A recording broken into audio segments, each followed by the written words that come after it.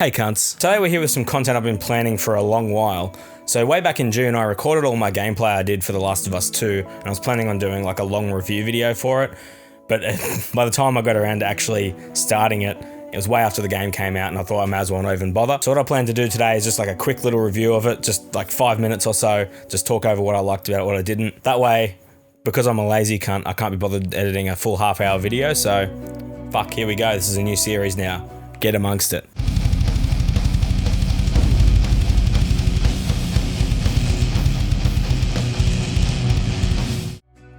So what we might do, we might start out with some pros, then jump to some cons and back and forth, just to even it out a little bit, sprinkle a bit of negativity and positivity throughout. Starting off with a pro, one thing goes without saying, it's a Naughty Dog game.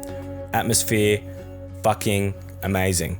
So many little details throughout, like that you can fully play a guitar in it, an acoustic guitar in multiple parts. You can find a guitar laying around and you can just pick it up and be like, mate, let's just strum some shit. And it's sick. I think it was Mark from Blink-182, I saw him playing, I think it was Damn It on the guitar in this game, and it was like really cool. Like the fact that you can do that is sick. You can definitely tell that a lot of love went in this game, a lot of time, effort, especially time. But just the animations, like the way it all feels, the little details, it's just amazing. Like what they've done to make this game what it is just ridiculous. So good. And whether you're one of the people that hates this game or not, you've got to admit it is really well fucking made.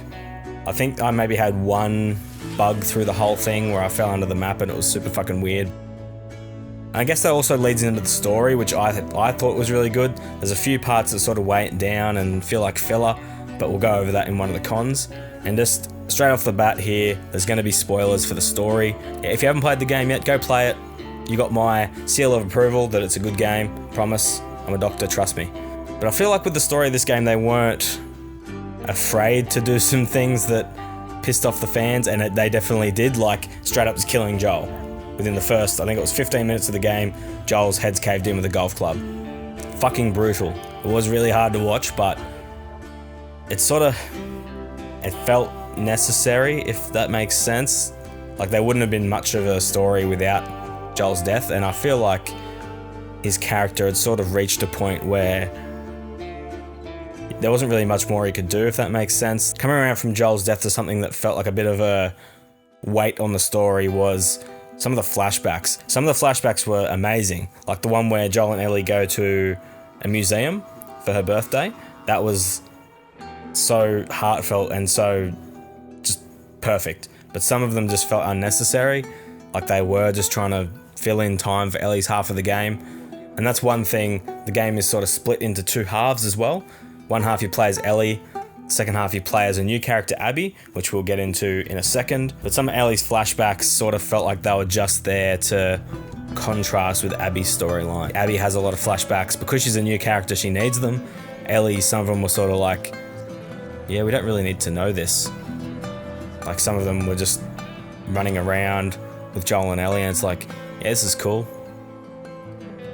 What are we doing here? Joel's dead. Why are we here? Please explain. Before we move on to a con, one thing I really want to say is the weapon bench and the weapon upgrading in this game. So fucking cool. Like the animations where you're sort of taking the guns apart as you're making changes to them. Every little upgrade, she does something to the gun. It's just so fucking cool.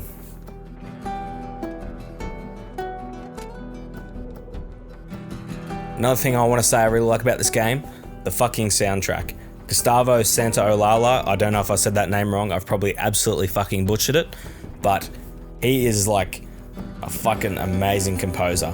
I remember watching I think it was the special features in the last game where like his recording studio and stuff, and he has like XLR inputs in the fucking bathrooms in his studio, just in case he's like, I'm taking a shit, holy fuck, this is a sick beat, let's record this right now.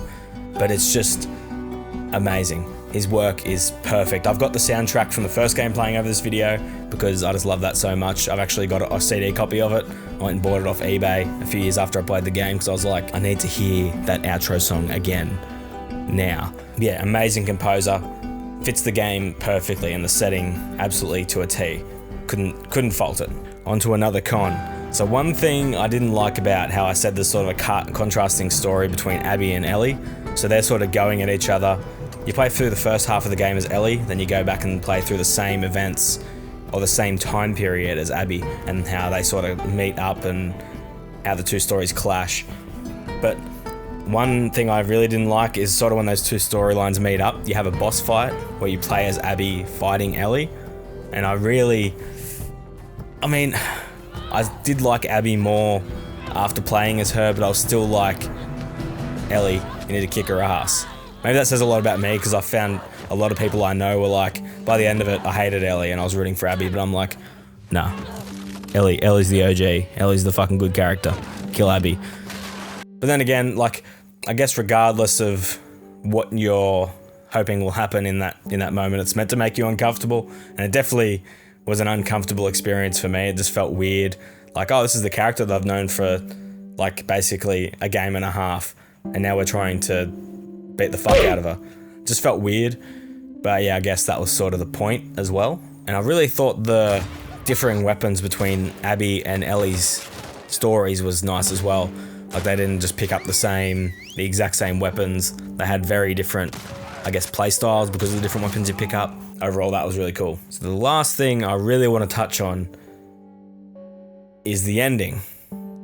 So this is obviously a massive spoiler, so if you don't really care, like, Joel dying was leaked like ages before the game came out, but if you really don't want the ending spoiled, stop now, come back, watch it once you've done, and see if you hate my opinion or agree with me. I guess the whole point of it was to sort of show that revenge isn't worth it, but fucking hell, I really wanted Ellie to get revenge. I don't know if it was just me, but it felt like the whole point of it was just sort of lost, because at the end she finally gets in, she's like, I did what I came here to do, you're fucking dead. And then she's just like, nah, we're good. Nah, we both done some fucked up shit. I'm just gonna go home to nothing now because I came here and basically ruined my whole family life, and now everything's fucked, so I'm gonna go back to nothing, an empty farmhouse. You're gonna go off and probably starve to death or some shit because you're like half dead already. I'm missing fingers, so I can't play guitar anymore, and this guitar Joel got me is basically useless now, and everything's fucked. But yeah, it just felt like a depressing ending, and I guess that was the point. Like, that's probably exactly the point, but I really wanted something. Like, it just sort of felt a bit dissatisfying at the end, where it's like, yeah, Ellie, fuck her up. And then she's just like, nay. Like, she did my boy Joel dirty like that. No. I guess Joel did her dad dirty as well, but, you know, fuck that guy. I don't know that guy, he's scum anyway. And I saw a lot of people saying the story as a whole was shit. I mean, I enjoyed it. There was some parts, like I said, that felt like filler, and the ending was a bit dissatisfying, but I feel like the way the ending made me feel, I feel like that was on purpose. Like, that was planned. It's not meant to be basically revenge porn. But in conclusion, I really did like the game. I enjoyed my time with it. Would I play it again? Probably not. It hasn't really got much replay value to me. It was a fucking long game. I think, if judging off the footage I recorded, because I recorded my whole gameplay of it, it was around 26 hours. So it's pretty up there. I played it in I think 8 sittings as well. But overall, I did really enjoy it.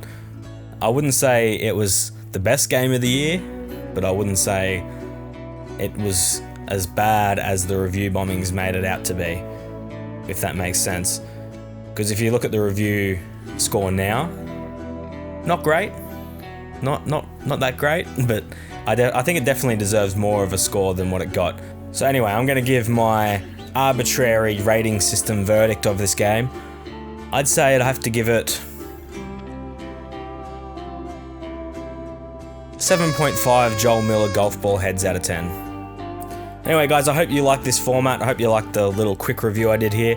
I've got another one planned very soon. I've recorded all the gameplay footage back when the game first came out, and then, like the same, I just put it on my external hard drive and was like, I'll edit that one day. If you like what we do here as well, make sure to check out my Twitch channel, always the first link below. And yeah, come hang out over there, drop a follow. We're live every Wednesday, 8:30 Australian Eastern Time. Let me know what you thought about it, guys. Drop a comment below. Make sure to check out the next video in the end card. And yeah, Hope you stick around for some more content. Cheers, mate.